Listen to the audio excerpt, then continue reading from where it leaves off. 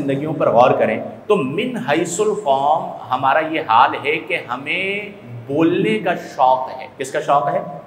हर बंदा ये चाहता है मैं बोलूं, और इसमें अवाम भी मुब्तला हैं और इसमें ख़वास भी मुब्तला हैं कि हमसे चुप रहकर सुना नहीं जाता। हमारे सामने अगर कोई 10 मिनट तक बोल ले तो बोल वो रहा होता है, पेट में हमारे दर्द हो रहा होता है, बोल वो रहा होता है, परेशानी हमें लाहिक होती है, पेचो ताब हम खा रहे होते हैं कि कोई ऐसा पॉइंट मिले कि उसमें मैं भी एंट्री दूं और इसको चुप करा के फिर मैं इसे बताऊं कि बोलना कहते किसे हैं, ठीक है, दलाइल होते क्या हैं, बात की कैसे जाती है वगैरह। ये एक बहुत बड़ी बीमारी, ये याद रखें। मैं अक्सर एक बात तलबा को समझाया करता था कि ज़िंदगी में अगर आप अच्छा बोलने वाले नहीं हैं तो चलेगा, अगर आपको अच्छा बोलना नहीं आता तो चलेगा, आप ज़िंदगी गुजार लेंगे, कोई बड़ी बात नहीं है। अच्छा बोलना ज़िंदगी गुजारने के लिए ज़रूरी नहीं है। लेकिन अगर आप अपनी ज़िंदगी में अच्छा सुनने वाले नहीं हैं, अच्छा सुनने वाले नहीं हैं, तो फिर ज़िंदगी नहीं चलेगी। क्योंकि अगर आप अच्छा सुनने वाले नहीं हैं तो सबसे पहले तो आपका हाल बेहाल जो करेगी वो आपके घर में आपकी बीवी है, ठीक है। अगर आप उसकी बात को तवज्जो से नहीं सुनेंगे तो वो आपको नहीं छोड़ेगी। उसके अलावा ज़िंदगी के अंदर आप बाज़ औक़ात अच्छा बोलकर इतना मुतासिर नहीं करते जितना आप सामने वाले को अच्छा सुन के मुतासिर करते।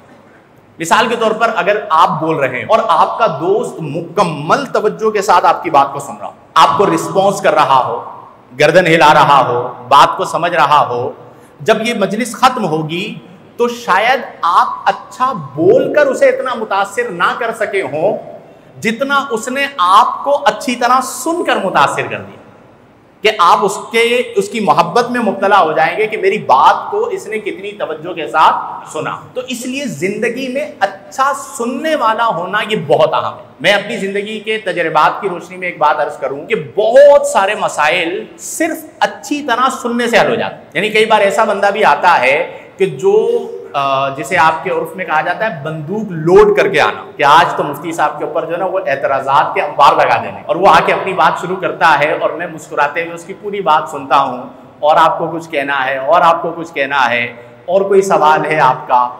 4-6 बार जब उससे इतना कुछ पूछ चुकता हूँ कि भाई और कोई बात आपको कहनी है, और जितना कुछ वो कहता रहा मुस्कुरा के सुनता रहा, आप यकीन कीजिए कि सिर्फ सुनने से ही वो ठंडा होकर मोहब्बत करने वाला बन जाता है। जवाब देने की ज़रूरत पेश नहीं आती। उसकी वजह क्या है कि अच्छा सुनना ये सामने वाले को ठंडा कर देता है। तो ज़िंदगी के अंदर ज़्यादा बोलना, अच्छा बोलना ये बहुत बड़ा कमाल नहीं है, बल्कि हमारे दीन में सुकूत की फजीलत को बयान किया गया, खामोशी की फजीलत को बयान किया गया कि खामोशी अहम है। बल्कि अहले दिल के यहाँ यानी सूफिया के यहाँ एक बड़ा खूबसूरत जुमला कहा जाता है।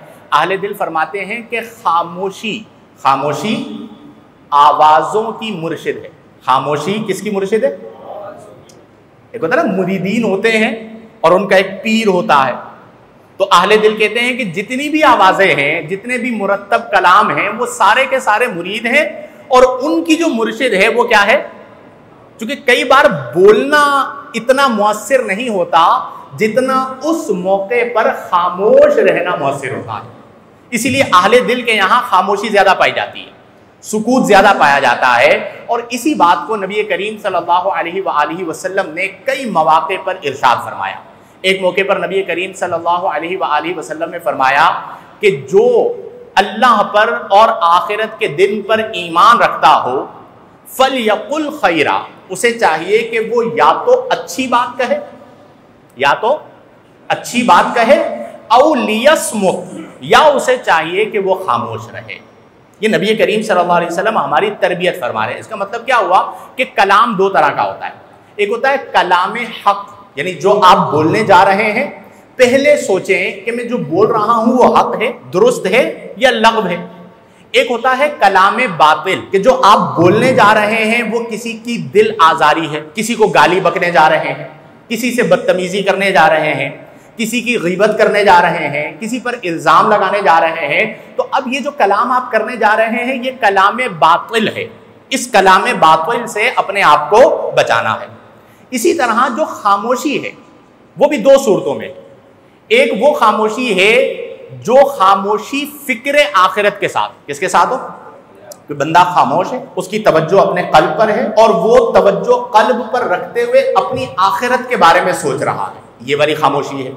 या यूं समझ लीजिए कि वो खामोश है, उसकी तवज्जो कल्ब पर है, उसका जिस्म रुए जमीन पर कहीं भर भी मौजूद है, लेकिन वो दिल के साथ दरबार रिसालत में हाजिर है।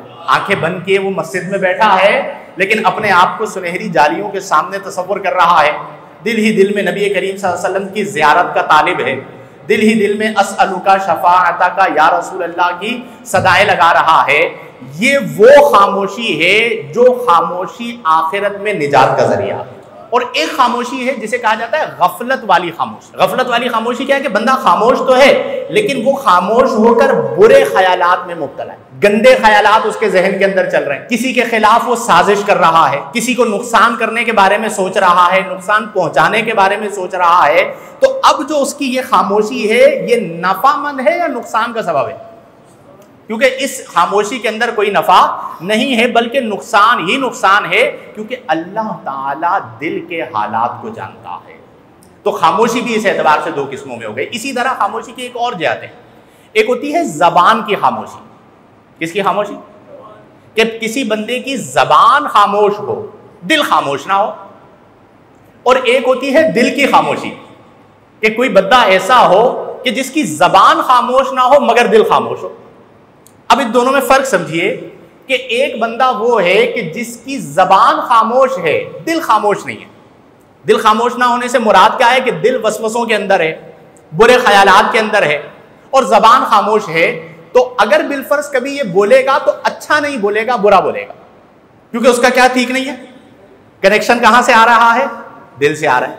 और एक वो बंदा है जिसका दिल खामोश है, जिसका दिल खामोश है, यानी उसका दिल फिक्र आखिरत के अंदर है, उसका दिल जो है वो हुब्बे रसूल में है, वो हमेशा याद मुस्तफ़ा करीम में रहता है।